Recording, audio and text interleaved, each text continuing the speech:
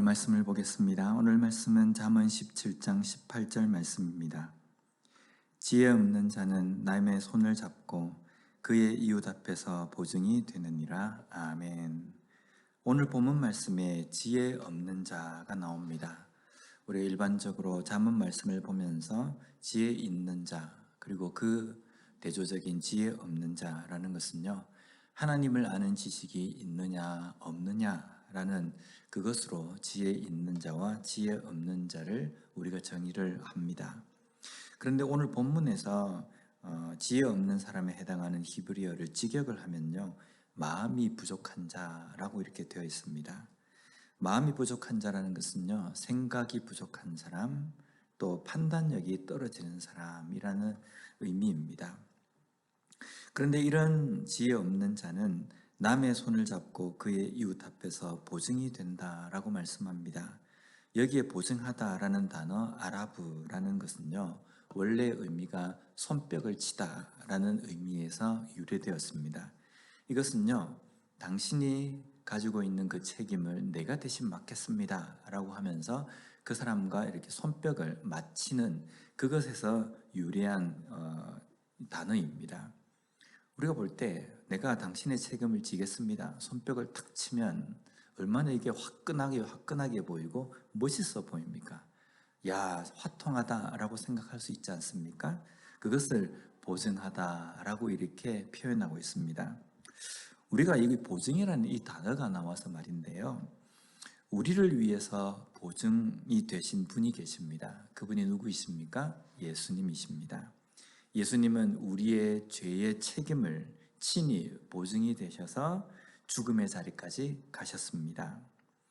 예수님께서 가신 그 보증의 자리, 죽음의 자리는요, 그 어떤 사람이 대신해서 이 자리에 갈 수 없습니다. 또 누군가가 그 보증이 되지 않고서는 우리의 이 죄책이 사라지지 않는다는 겁니다. 그런데 예수님께서는 친히 보증이 되셔가지고 우리를 위해서 그 책임을 지셨다는 겁니다. 예수님께서 우리를 위해서 지신 책임은 어떤 것입니까? 고난을 받으시고 멸시를 받으시고 죽음의 자리까지 가는 것입니다. 이것은요, 사람으로서 감당할 수 없는 것입니다. 그렇기 때문에 하나님이 아니고는 이 자리에 갈 수 없고 보증이 되실 수 없기 때문에 우리를 위해서 대신 보증이 되시고 또 우리의 그 죄책을 다 없이 해 주셨다는 겁니다.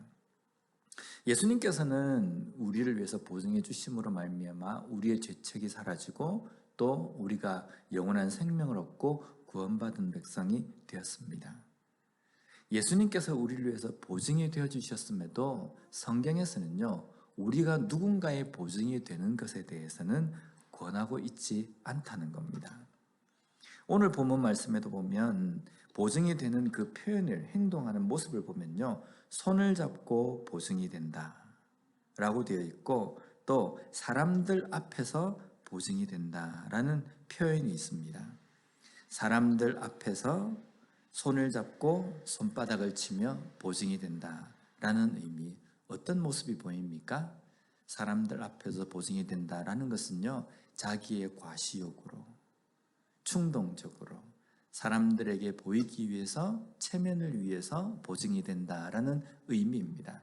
이것은요, 신약 성경의 바리새인들이 외식하는 기도의 모습을 우리에게 말씀해 주실 때에 바리새인들은 사람들에게 보이기 위해서, 시장 어귀에서, 사람들이 많이 다니는 거리에서 기도를 하는 모습, 이것을 두고 사람에게 보이려고 라고 합니다.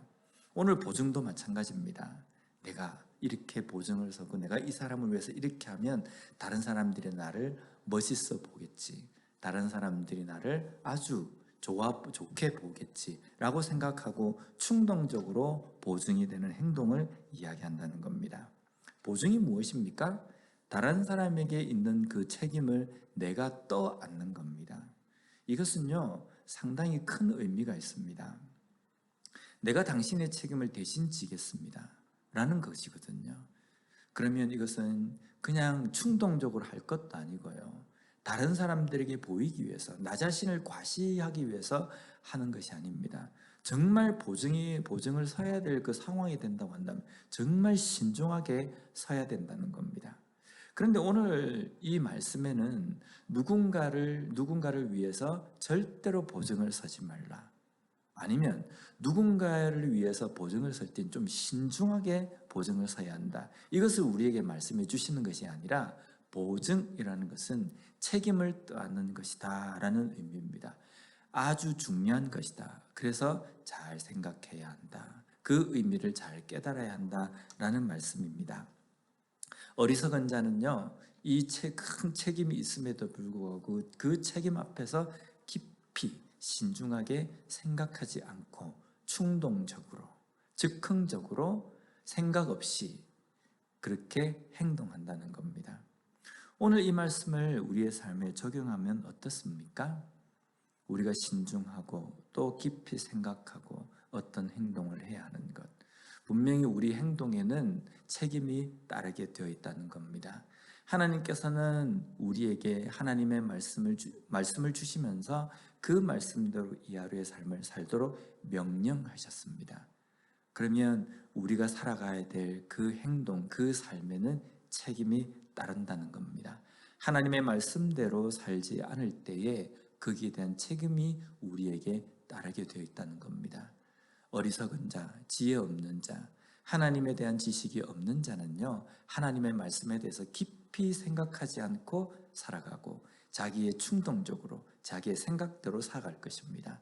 그러나 지혜 있는 자, 하나님을 아는 지식이 있는 자, 믿음이 있는 자, 말씀이 있는 자는 삶을 살아가면서 행동 하나하나, 말 한마디 한마디에 깊이 책임이 있음을 깨닫고 하나님의 말씀대로 살아가려고 신중하게 살아가게 된다는 겁니다. 오늘 하루 우리에게 주어진 이 삶을 살아가실 때에 깊이 생각하며 신중하게 생각하며 내가 하는 행동과 내가 하는 말에 책임이 있다는 것을 온전히 깨닫고 이 하루의 삶도 그리스도인답게 이 땅에서 정말 하나님의 그 말씀을 전하고 예수 그리스도의 향기를 뿜어내는 그 책임을 가지고 이 하루의 삶을 말씀으로 승리하며 살아가는 우리 모두가 되었으면 좋겠습니다.